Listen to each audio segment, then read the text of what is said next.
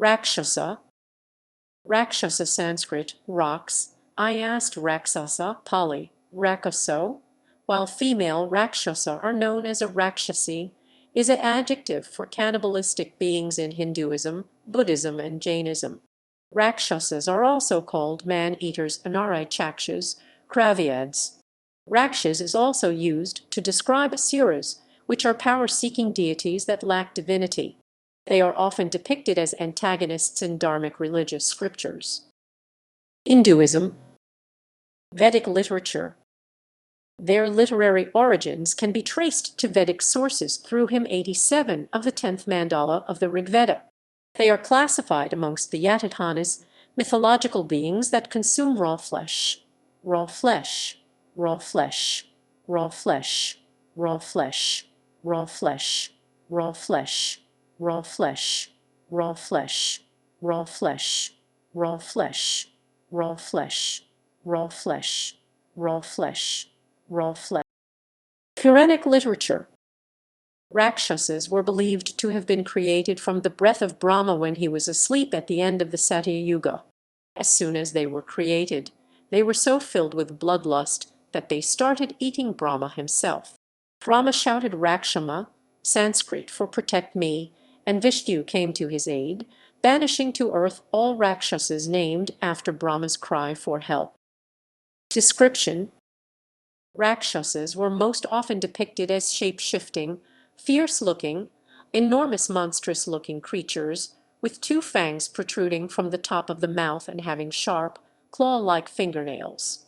They were shown as being mean, growling beasts, and as insatiable man-eaters that could smell the scent of human flesh. Some of the more ferocious ones were shown with flaming red eyes and hair, drinking blood with their cupped hands or from human skulls, similar to representations of vampires in later Western mythology. Generally, they could fly, vanish, and had magical powers of illusion, which enabled them to change size at will and assume the form of any creature. The female equivalent of Rakshasa is Rakshasi. In Hindu epics. In the world of the Ramayana and Mahabharata, Rakshasas were a populous race. There were both good and evil Rakshasas, and as warriors they fought alongside the armies of both good and evil. They were powerful warriors, expert magicians, and illusionists. As shape-changers, they could assume different physical forms. As illusionists, they were capable of creating appearances which were real to those who believed in them or who failed to dispel them. Some of the Rakshasas were said to be man-eaters, and made their gleeful appearance when the slaughter on a battlefield was at its worst. Occasionally they served as rank-and-file soldiers in the service of one or another warlord. Aside from their treatment of unnamed rank-and-file Rakshasas, the epics tell the stories of certain of these beings who rose to prominence, sometimes as heroes but more often as villains. In the Ramayana, the Battle of Lanka pitted an army of Rakshasas under Ravana against an army of Vanaras under Rama and Sugriva. Ravana was the king of Lanka. He was the commander of the Rakshasas. He was the immortal enemy of Rama, the hero of the Ramayana. In the Mahabharata book Roman 3 Vanaparva, section 271 ff, the sage Markandeya recounts the story of how Ravana kidnapped Rama's wife Sita and whisked her off to his stronghold Lanka. Rama, aided by the monkey king Sugriva and his army of Vanaras, laid siege to Lanka, slew Ravana, and rescued Sita. Vibhishana was Ravana's younger brother. He was beautiful, pious, and assiduous in his religious observances.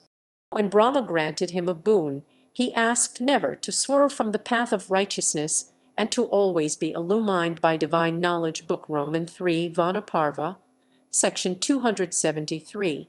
Vibhishana joined Rama in his campaign against Ravana and helped Rama's army to cross the ocean into Lanka. Section 281. When invisible Rakshasas infiltrated Rama's camp, Vibhishana caused them to become visible. This enabled Rama's monkey soldiers to destroy them. Section 283. After Rama's final victory over Ravana, the loyal Vibhishana was made king of Lanka and remaining Rakshasas. Section 289. Kumbhakarna was another brother of Ravana. He was sometimes referred to as a Rakshasa because of his frightening appearance and size. Like Rakshasas, he had an enormous appetite and ate large quantities of food and meat. A fearsome warrior and master of illusion, he slept through most of the Battle of Lanka, having long before requested and received a gift of long-lasting sleep from Brahma. When Ravana awakened him with alarming news about the conflict, he arose and took the field. Upon marching out of the city, Kumbhakarna was immediately swarmed by Rama's monkeys. He just laughed and wreaked great mayhem amidst them. When the Monkey King Sugriva attacked, Kumbhakarna grabbed him and started to drag him off. At that point Rama and his brother Lakshmana used arrows and a secret Brahmastra, Brahma's weapon, to kill Kumbhakarna, dropping him like a huge tree cleft in twain by a thunderbolt. Ramayana, Book Roman 3, Vanaparva, Section 285. Other Rakshasas that are featured in the Ramayana include Indrajit, Shurpanakha, Kaikashi. In the Mahabharata, the Pandava hero Bhima was the nemesis of forest-dwelling Rakshasas who dined on human travelers and terrorized human settlements. Bhima killed Hidimba, a cannibal Rakshasa. The Mahabharata book Adi Parva, section 154, describes him as a cruel cannibal with sharp, long teeth and prodigious strength. When Hidimba saw the Pandavas sleeping in his forest, he decided to eat them. He sent his sister Hidimbai to reconnoiter the situation, and the young woman fell in love with the handsome Bhima, whom she warned of danger.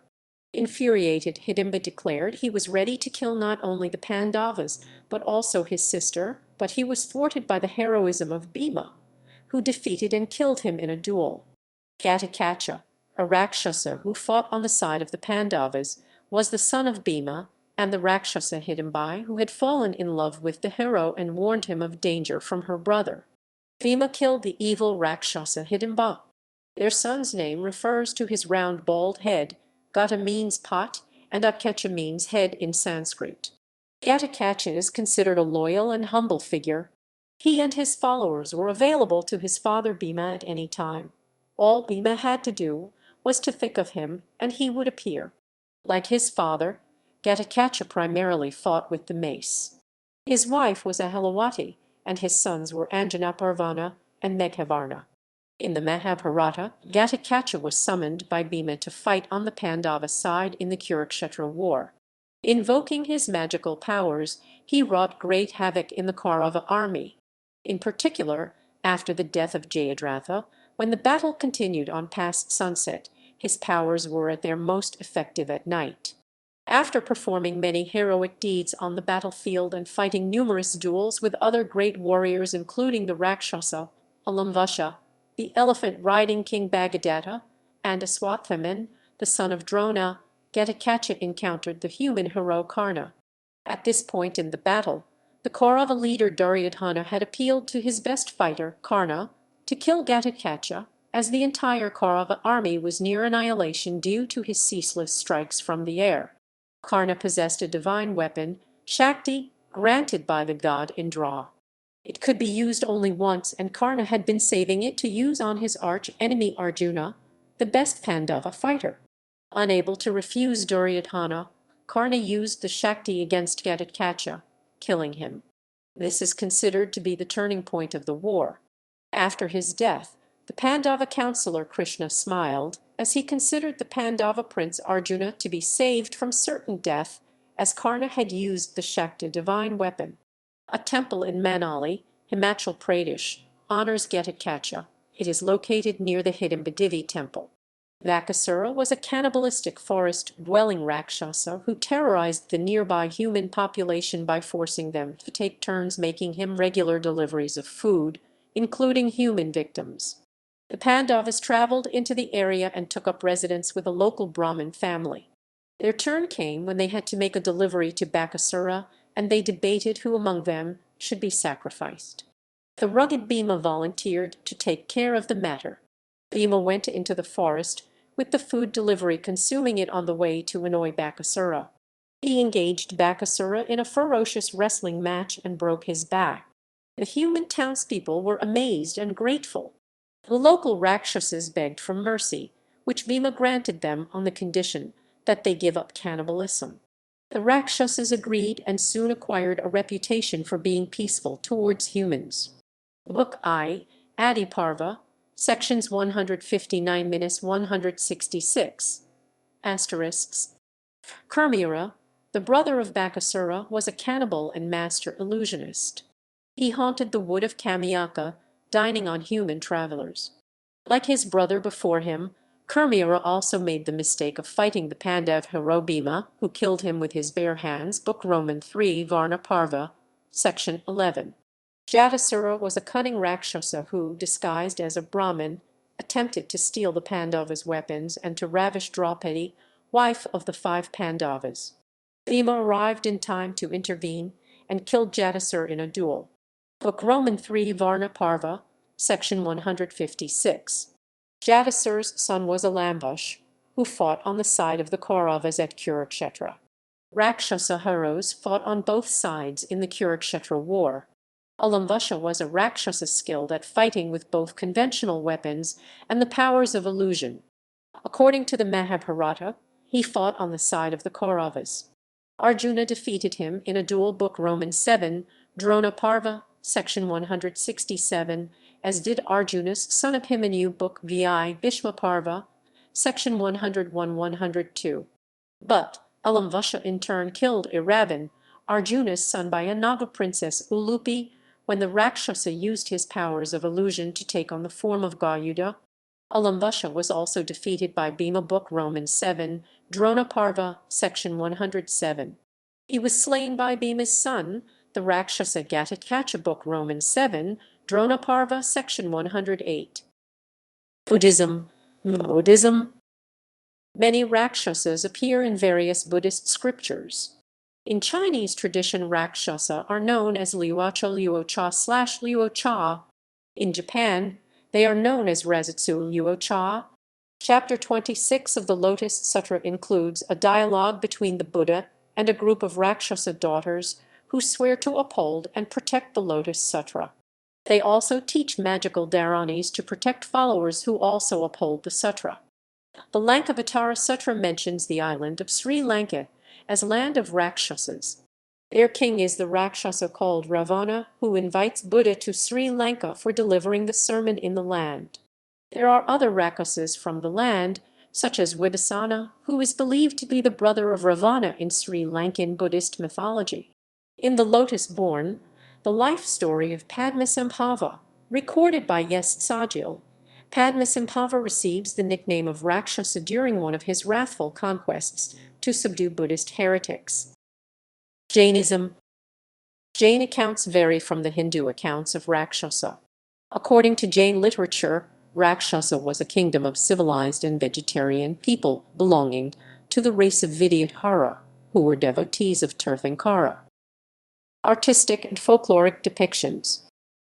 The artists of Angkor in Cambodia frequently depicted Ravana in stone sculpture and bas-relief.